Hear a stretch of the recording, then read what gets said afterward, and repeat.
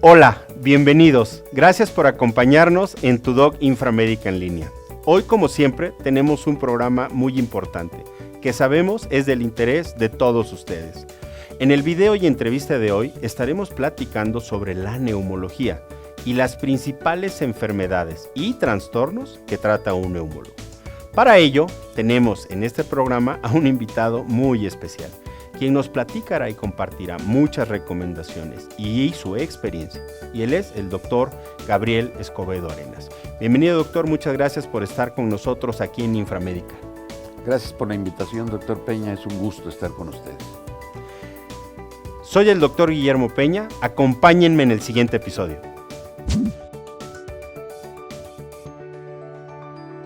Y demos de la bienvenida formalmente al doctor Gabriel Escobedo Arenas, presentando de modo muy abreviado su currículum vitae. Él es médico cirujano, especialista en neumología, profesor de pregrado y posgrado para la Universidad Nacional Autónoma de México, así como para el Instituto Politécnico Nacional, aparte de ser miembro de la LAT. Muchas gracias, doctor, por aceptar nuestra invitación a Inframédica. Doctor Escobedo, nuestros seguidores y pacientes nos han estado preguntando mucho sobre la neumología. Así es que vamos a comenzar a resolver muchas de estas dudas y dirían por ahí, vamos a empezar por el principio. Doctor, ¿qué es la neumología? Es una excelente pregunta, doctor Peña, porque la mayoría de las especialidades en su nombre dice a qué se dedican, ¿no? Cardiología, cardio, corazón, gastro, las tripas, el estómago, todo esto. Cuando la gente se pregunta, ¿y el neumólogo qué ve? Tal vez el nombre correcto de la especialidad debería de ser respirólogos o pulmonólogos.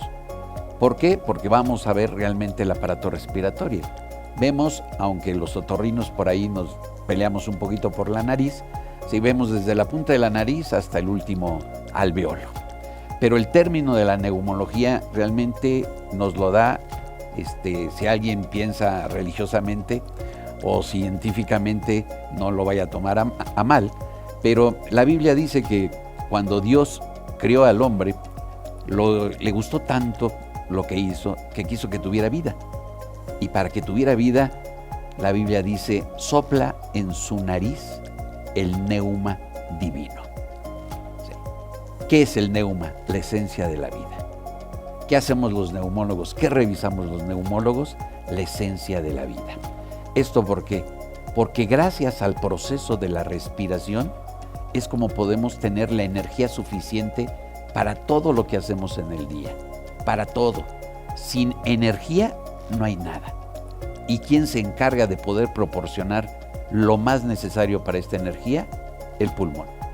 Por eso los neumólogos no vemos nada más el pulmón o la vía respiratoria.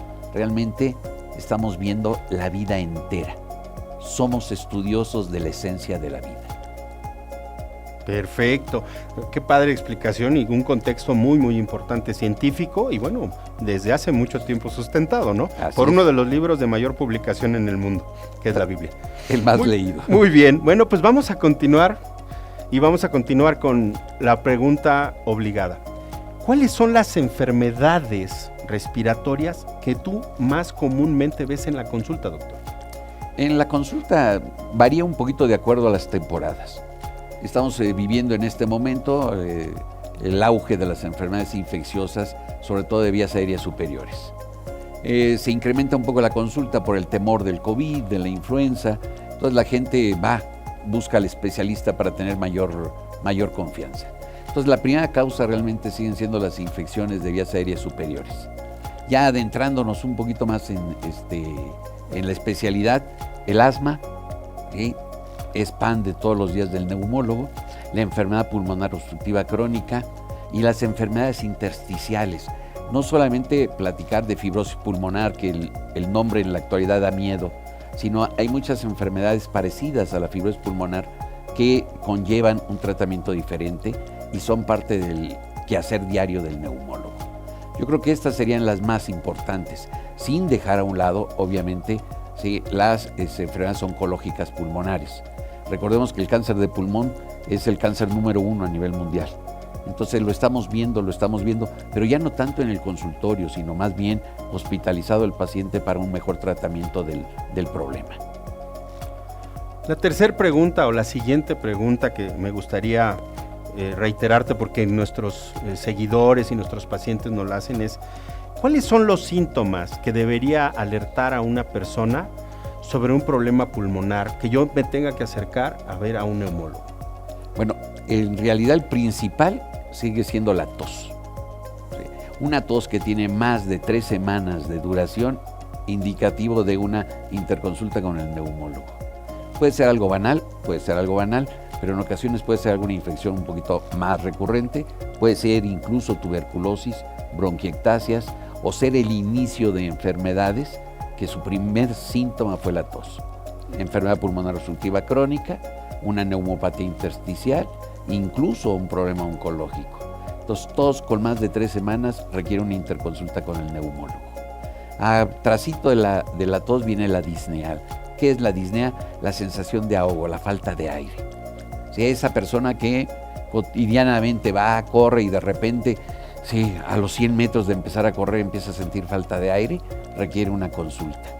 O, mucho cuidado, conforme nos vamos haciendo viejos, y me incluyo, vamos teniendo una actividad física más relajada, más tranquila, y en ocasiones le atribuimos a que me estoy haciendo viejo, a que me canso, y puede ser que sea otra cosa. Entonces, si uno está acostumbrado a cierta actividad física y en determinado momento no la puedo realizar o me cuesta trabajo, hay que revisar. Puede ser un problema pulmonar o puede ser un problema cardiológico. O, esa falta de actividad que me lleva de que, no, mejor no, porque ya por viejo, ya porque me duele la rodilla, ya porque no me puedo parar, puede ser indicativo también de un problema. Hay que buscar. La falta de aire no solamente es de origen pulmonar, puede ser incluso cardiológico, puede ser un problema de la sangre o puede muchas veces ser hasta un problema psicológico. Pero esas 4 serían las más importantes que nos causarían la falta de aire. Entonces, resumiendo, sería el primer síntoma que yo debo de vigilar con neumólogo es si yo tengo una tos persistente, una tos que dura. Así es. 2, como nos dijiste y nos explicaste, la disnea, esta falta o sed de aire que tengo, que no tenía al hacer actividades cotidianas y que hoy me alerta. ¿Y la tercera cuál sería, doctor? La tercera realmente es cuando tengo fiebre de origen desconocido, puede ser el pulmón. O si tengo manifestaciones de haber empezado con un síndrome gripal, esta es una gripita común y corriente, y se me sigue hacia la tos o hacia la falta de aire. Entonces, escurrimiento nasal, el clásico síndrome gripal de comezón nasal, escurrimiento nasal, lloriqueo. Esto, si no se me quita o se me empieza a complicar, debo de tener mucho cuidado. Pero sería realmente lo principal. Vamos a pasar a una pregunta que tiene que ver directamente con el tema de neumología y que mucha gente nos está preguntando, que tiene que ver cómo impacta el tabaquismo en la salud pulmonar. Y aprovechando esto, vamos a mezclar la pregunta, ¿qué estrategias recomiendas para dejar de fumar? Primero es, ¿cómo impacta el tabaquismo en la salud? Bien, siempre que me hacen una invitación para dar una charla de tabaco, le pregunto a quien me invita, ¿por qué invitas a un neumólogo? Dice, no, pues es que, no, espérate, es que el daño del tabaco no es solamente para el pulmón, es la vía de entrada. El tabaco va a ingresar, toda su problemática va a ingresar por el pulmón, pero solamente entre 20 y 15% de los fumadores van a tener enfermedad pulmonar obstructiva crónica. Una gran cantidad, cerca del 15% también, va a tener cáncer de pulmón. Pero lo que más ataca el tabaco es corazón y circulación. Infarto agudo del miocardio, insuficiencia cardíaca, estos jóvenes que empiezan a tener crecimientos cardíacos, esto está ocasionado por el tabaco. Entonces, ubicar al tabaquismo exclusivamente que nos daña el pulmón no es muy adecuado. Tenemos que pensar en forma integral. El tabaco es la condición que más participa en enfermedades multiorgánicas. No solamente va a atacar al corazón, no solamente va a atacar al pulmón, ataca a varios órganos al mismo tiempo. Esto deberíamos de tener bien marcado, porque mucha gente dice, fumo, pero hago ejercicio. El clásico de que, no, pero me fui a jugar el domingo, ya me limpié los pulmones. No, ¿sí? El hecho de tener tabaquismo sí significa que el humo se está quedando acumulado, las sustancias se están quedando acumuladas y vamos a tener un daño, lamentablemente no luego, porque eso es lo que mucha gente dice, pero si fumo y no me pasa nada. Sí, espérate unos 5, unos 10, unos 15 años. El fumar nos ocasiona problemas en el momento de irritación, cierto grado de inflamación, pero los que nos deben de preocupar son los que nos produce a largo plazo, ¿sí? Enfermedad pulmonar obstructiva crónica, factor predisponente, cáncer de pulmón, cáncer gástrico, laringio, incluso de vesícula. Yo no diría, oye, ¿qué tiene que ver con la vesícula? Bueno, porque las sustancias que se están inhalando se absorben y se tienen que desechar en alguna forma. ¿Cómo las desecha el cuerpo? Por bilis, por orina, por excremento, y están estas sustancias en contacto con nuestro cuerpo y son factores predisponentes de cánceres. Donde quiera que haya una mucosa, es factible tener cáncer ocasionado o promocionado, mejor dicho, por el tabaco. Ahora, complementando la pregunta que me decía doctor Peña, ¿qué hago para dejar de fumar? Hay muchas formas para dejar de fumar, pero la principal es como cualquier adicción. El fumador es un adicto y lo primero que tiene que hacer cualquier adicción es reconocer que tengo un problema. Reconociendo que tengo un problema, puedo echar a andar la maquinaria. Hay muchas formas. Está la autoayuda, están los grupos, hay fumadores anónimos y están las clínicas para dejar de fumar. Las clínicas para dejar de fumar, que si bien es cierto, no tienen el éxito que se esperaba. Dicen por ahí que si de 10, 2 dejan de fumar, eso es un éxito. Y eso lo están logrando las clínicas antitabaco. ¿Qué le recomendaría yo a la persona? Primero, la decisión de que quiero dejar de fumar. Y segundo, buscar apoyo, buscar una ayuda. La ayuda, el ISSSTE, el Seguro Social, el INER, Salubridad, tienen clínicas antitabaco. Entonces, buscar el apoyo, buscar la ayuda, porque si el tabaco no le va a dañar el pulmón, le aseguro que le va a dañar cualquier otro órgano. Pero el tabaquismo crónico es causante de enfermedades. Perfecto. Fíjate que en las preguntas que estuvimos revisando de nuestra audiencia, nos preguntan mucho por el antecedente de la pandemia que acabamos de sobrellevar. Nos pregunta, ¿qué importancia tiene la vacunación en la prevención de enfermedades respiratorias? Aquí va desde los niños. ¿Qué estamos teniendo en este momento en el país? Problema con tosferina. ¿A qué se debe el problema con tosferina? Que no llevamos una campaña adecuada, por X o Y razón. La pandemia lo impidió o cualquier otra cosa, no tuvimos una campaña adecuada de vacunación, estamos viendo las consecuencias.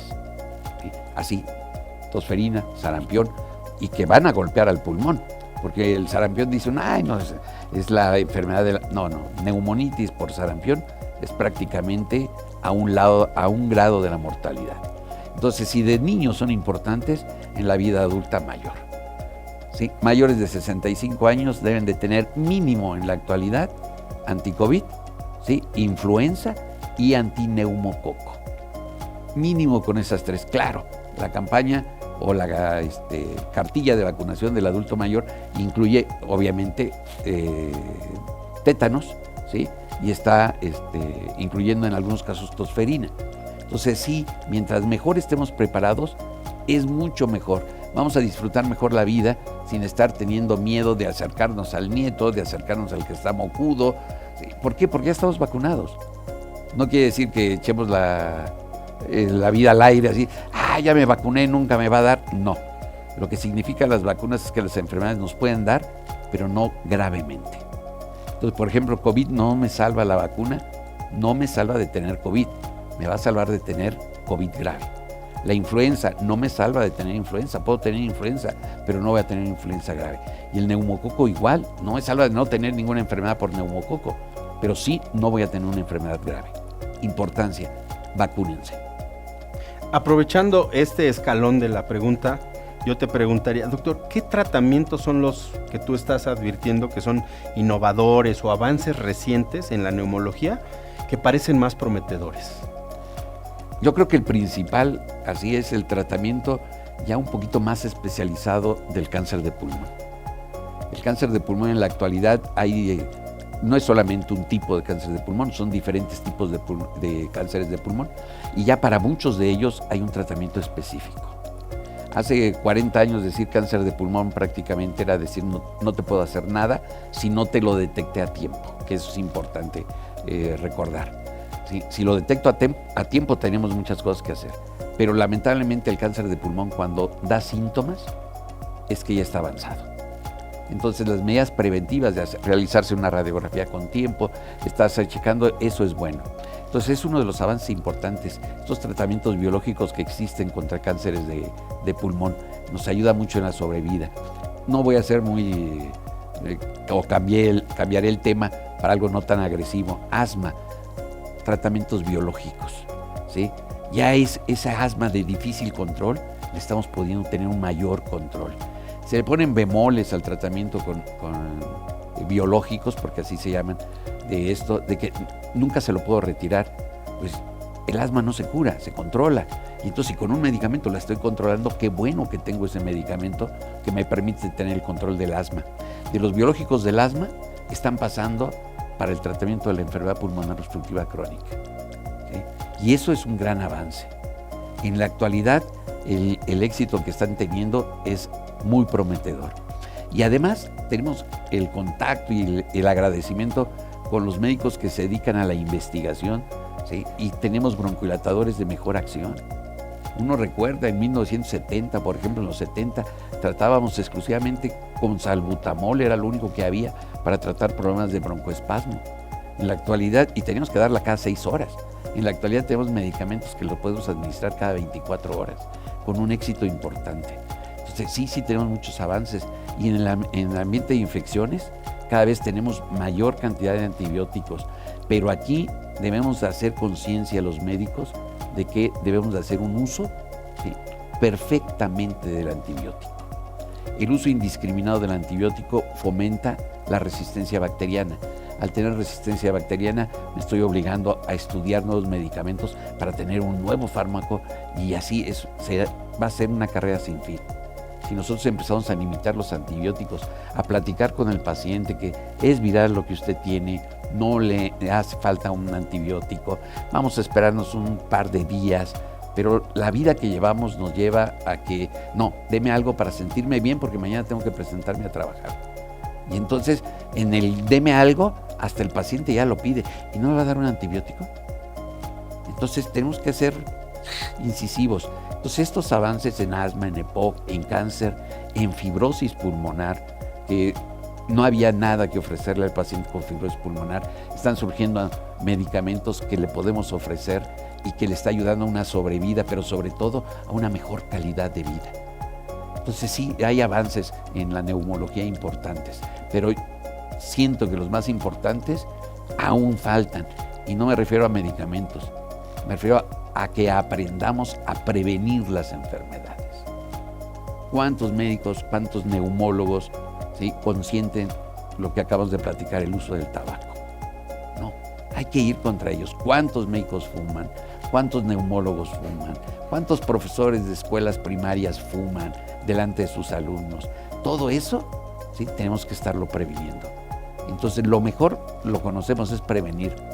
Porque si estamos esperanzados a que surja un tratamiento, estamos mal. Mejor prevengamos la enfermedad. Perfecto. Y yo creo que vamos a prevenir muchas enfermedades, doctor. Si te invito a que me ayudes a romper mitos.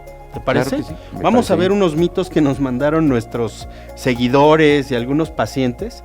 Y tú me vas a decir, ¿es un mito o es una realidad?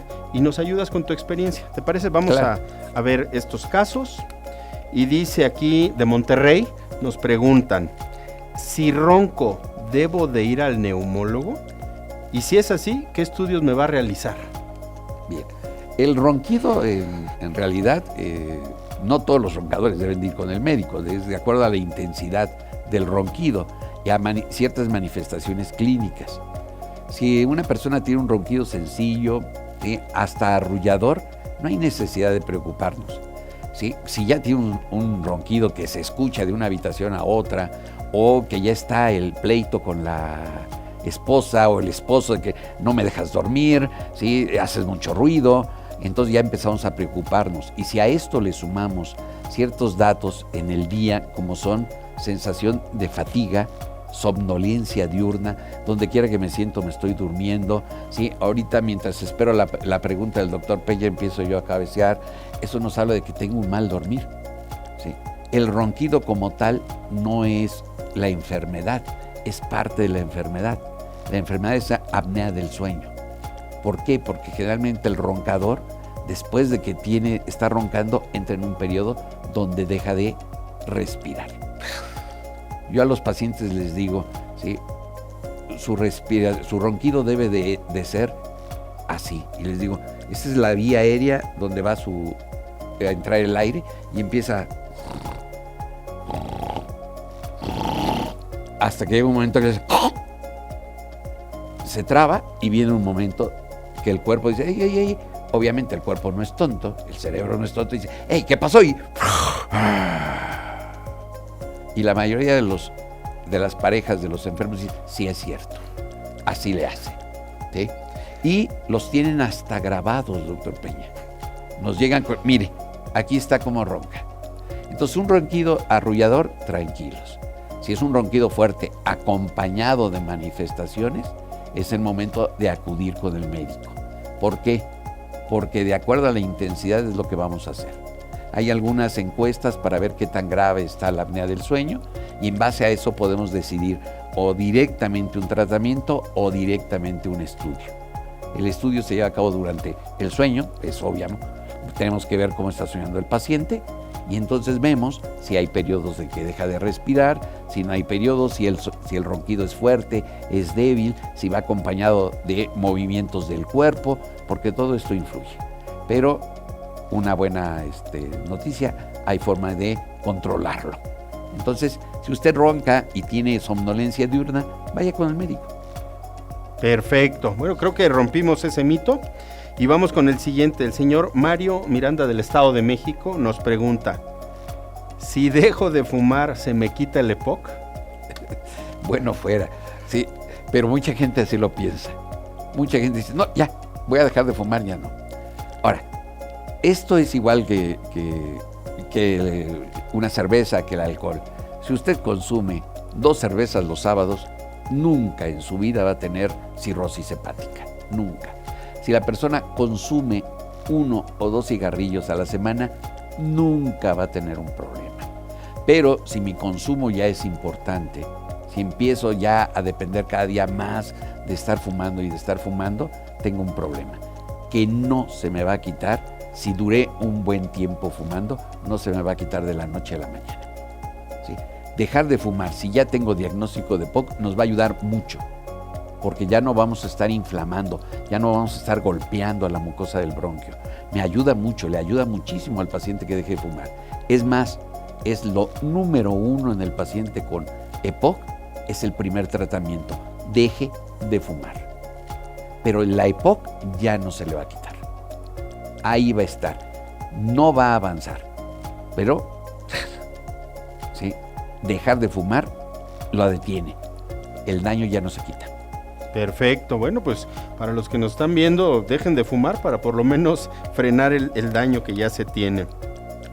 La señora Lorena Bravo de la Ciudad de México nos pregunta, si ya me dio neumonía de pequeña, ¿me puede volver a dar de adulto? Sí. Sí, hay mucha gente que no es la primera vez que me hacen la pregunta, que dicen, pero es que ya me dio, como si fuera con la viruela, la varicela, es que ya me dio, ya no me va a volver a dar. No, la neumonía no es de ese tipo de infecciones. La neumonía nos puede dar hoy, salgo de la neumonía y en 4 semanas, 6 semanas, 8 semanas, si no me cuido, me vuelve a dar neumonía. Es una infección que pescamos en la calle.